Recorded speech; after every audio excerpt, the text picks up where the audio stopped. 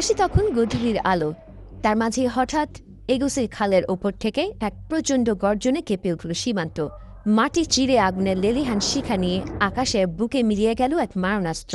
পাকিস্তান দাবি করছে এটি তাদের সম্পূর্ণ দেশীয় প্রযুক্তিতে তৈরি ফাত্তা-4 ক্রুজ মিসাইল।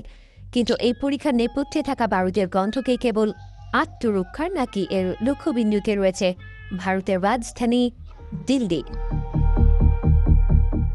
দক্ষিণ এশিয়ায় ভূরাজনীতিতে ফের উত্তেজনার পারদ চড়ল এই এক পরীক্ষায়। বৃহস্পতিবার যখন পাকিস্তানের আর্মি রকেট ফোর্স কমান্ড সফলভাবে এই মিসাইলের পরীক্ষা সম্পন্ন করল, তখন দিল্লি সাউথ ব্লকের কপালে চিন্তার ভাঁজ আরও চওড়া হয়েছে। 750 কিলোমিটার পাল্লার এই মারণাস্ত্র ভারতের জন্য কতটা বিপজ্জনক হতে পারে তা নিয়ে ইতোমধ্যেই শুরু হয়েছে চুলচেরা বিশ্লেষণ। প্রতিরক্ষা বিশেষজ্ঞদের মতে ফাত্তা-4 কেবল একটি সাধারণ মিসাইল নয়, এটি অত্যন্ত নিচু দিয়ে উঠতে সক্ষম টেরেন হাগিং প্রযুক্তিতে ঠাসা, অর্থাৎ শত্রু রাডারকে ফাঁকি দিয়ে মাটির প্রায় সমান্তরালে ছুটে গিয়ে নির্দিষ্ট লক্ষ্যে আঘাত হানতে এটি ওস্তাদ। পাহাড় হোক বা সমতল, রাডারের নজর এড়িয়ে এই ধুরন্ধর মিসাইল যে কোনো মুহূর্তে ভারতীয় আকাশসীমায় ঢুকে পড়ার সক্ষমতা রাখে। ভারতের জন্য সবচেয়ে উদ্বেগের বিষয় হল এই মিসাইলের লক্ষ্যমাত্রা। যদি লাহোর বা শিয়ালকোটের মতো সীমান্ত এলাকা থেকে এটি ছোড়া হয়, তবে ভারতের অমৃতসর, লুধিয়ানা, চণ্ডীগড় তো বটেই, খোদ দিল্লি এনসিআরও আওতায় চলে আসবে।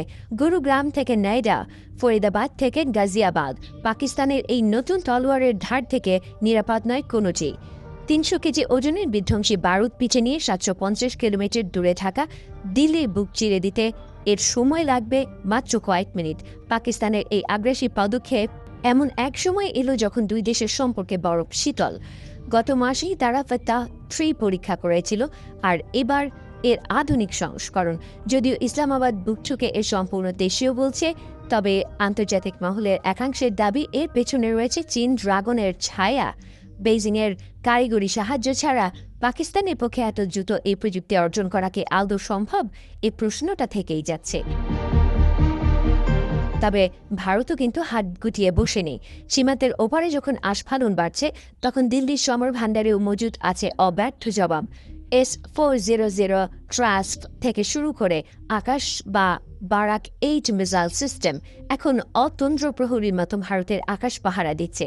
পাকিস্তানের ফাত্তাকে মাঝ আকাশে গুড়িয়ে দেওয়ার সক্ষমতা রাখে ভারতের এই অত্যাধুনিক এয়ার ডিফেন্স সিস্টেম।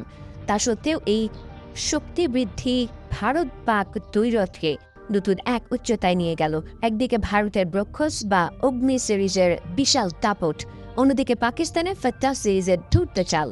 সব মিলে কাশ্মীর থেকে করাচি পর্যন্ত ফের যেন এক চাপা উত্তেজনার চোরাস্রোত বইছে। সামরিক ভারসাম্য বজায় রাখতে ভারত আগামী দিনে কি পদক্ষেপ নেয়, এখন সেটি দেখার। পরমাণু শক্তিধর দুই প্রতিবেশী রাষ্ট্রের মধ্যে এই মারণাস্ত্রের লড়াই কি কেবল নিজেদের শক্তির আস্ফালন, নাকি অদূর ভবিষ্যতে কোনো বড় সংঘাতের ইঙ্গিত?